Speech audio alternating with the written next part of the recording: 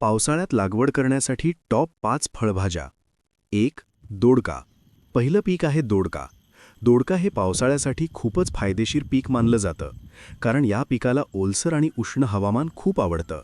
त्यामुळे पावसाळ्यात त्याची वाढ झपाट्याने होते. कमी वेळात चांगलं उत्पादन मिळतं आणि बाजारात याची मागणी कायम असल्यामुळे विक्री करायला कोणतीही अडचण येत नाही. दोडक्याची लागवड करताना सर्वात महत्त्वाची गोष्ट म्हणजे योग्य माती आणि निचरा व्यवस्था. हलकी ते मध्यम आणि पाणी न साचणारी जमीन या पिकासाठी उत्तम असते. जर शेतात पाणी साचलं तर झाडांची मुळे खराब होतात आणि उत्पादन कमी होतं. त्यामुळे निचरा चांगला असणं खूप गरजेचं आहे. लागवडीचा योग्य वेळ म्हणजे पावसाळा सुरू होण्याच्या 15 ते 20 दिवस आधी. जर तुम्ही योग्य वेळी लागवड केली तर 45 ते 50 दिवसात उत्पादन सुरू होतं. त्यामुळे शेतकऱ्यांना लवकर पैसे मिळायला सुरुवात होते. दोडका हे वेलवर्गीय पीक असल्यामुळे त्याला आधार देणं खूप महत्त्वाचं आहे. जर तुम्ही जाळी किंवा मांडव पद्धत वापरली तर वेल चांगला वाढतो, फळं सरळ आणि स्वच्छ मिळतात आणि उत्पादनही मोठ्या प्रमाणात वाढतं. खत व्यवस्थापनामध्ये लागवडीपूर्वी शेणखत टाकल्यास खूप चांगले परिणाम दिसतात. त्यासोबत संतुलित खतांचा वापर केल्यास झाडांची वाढ जलद होते आणि उत्पादन वाढतं. पावसाळ्यात पाणी व्यवस्थापन खूप महत्त्वाचं असतं. जास्त पाणी साचू देऊ नका आणि गरजेनुसारच पाणी द्या. तसेच वेळोवेळी कीड आणि रोग नियंत्रण करणं आवश्यक आहे. फळमाशी आणि पानांवरील रोग टाळण्यासाठी नीम ऑइल किंवा योग्य औषधांची फवारणी केल्यास नुकसान टाळता येतं. दोडक्याचं उत्पादन साधारण 45 ते 50 दिवसांत सुरू होतं आणि त्यानंतर 2 ते 3 महिने सतत तोडणी मिळते.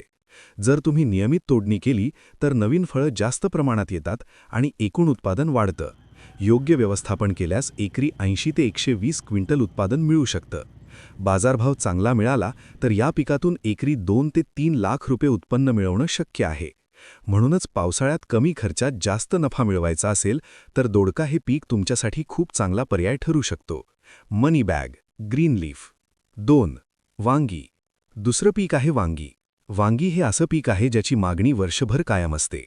प्रत्येक घरात रोज वापरली जाणारी भाजी असल्यामुळे बाजारात याची विक्री सहज होते. पावसाळ्यात वांग्याची वाढ खूप चांगली होते. त्यामुळे योग्य पद्धतीने लागवड केली तर या पिकातून चांगला नफा मिळू शकतो. वांग्याची लागवड करण्यासाठी मध्यम ते भारी, चांगल्या निचऱ्याची जमीन योग्य असते. पावसाळ्यात विशेष लक्ष द्यायचं म्हणजे पाणी साचू देऊ नये. जास्त पाणी साचलं तर मुळे खराब होतात आणि झाडांची वाढ थांबते. लागवडीसाठी रोपांची पद्धत वापरली जाते. आधी नर्सरीमध्ये रोपं तयार केली जातात आणि नंतर मुख्य शेतात लावली जातात. पावसाळ्याच्या सुरुवातीला लागवड केल्यास झाडांची वाढ चांगली होते आणि उत्पादनही जास्त मिळतं. वांग्याचं एक मोठं वैशिष्ट्य म्हणजे एकदा लागवड केल्यानंतर सतत तोडणी मिळत राहते. त्यामुळे शेतकऱ्यांना नियमित उत्पन्न मिळतं. साधारण 60 ते 70 दिवसात उत्पादन सुरू होतं आणि त्यानंतर अनेक महिने तोडणी चालू राहते. खत व्यवस्थापन योग्य केल्यास वांग्याचं उत्पादन मोठ्या प्रमाणात वाढतं. शेणखतासोबत संतुलित खतांचा वापर केल्यास झाडं निरोगी राहतात आणि फळांची गुणवत्ता सुधारते. पावसाळ्यात वांग्यावर कीड आणि रोगांचा प्रादुर्भाव होण्याची शक्यता जास्त असते. त्यामुळे वेळोवेळी निरीक्षण करून योग्य उपाय करणं गरजेचं आहे. जर कीड नियंत्रण वेळेवर केलं तर उत्पादनात कोणतीही घट येत नाही. योग्य व्यवस्थापन केल्यास एकरी चांगलं उत्पादन मिळू शकतं आणि बाजारभावानुसार या पिकातून चांगला नफा मिळवता येतो. म्हणूनच कमी खर्चात सतत उत्पन्न देणारं आणि बाजारात कायम मागणी असलेलं वांगी हे पीक पावसाळ्यासाठी खूपच फायदेशीर ठरू शकतं. मनी बॅग, ग्रीन लीफ. 3. मिरची. तिसरं पीक आहे मिरची. मिरची हे खूप फायदेशीर आणि बाजारात जास्त मागणी असलेलं पीक आहे. प्रत्येक घरात रोज वापरली जाणारी भाजी असल्यामुळे मिरचीला वर्षभर मागणी असते आणि योग्य वेळी चांगला दर देखील मिळतो. पावसाळ्यात मिरचीची वाढ खूप चांगली होते.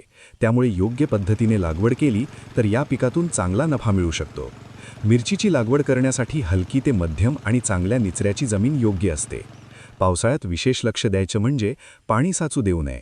जास्त पाणी साचलं तर मुळे खराब होतात आणि झाडांची वाढ थांबते. लागवडीसाठी रोपांची पद्धत वापरली जाते.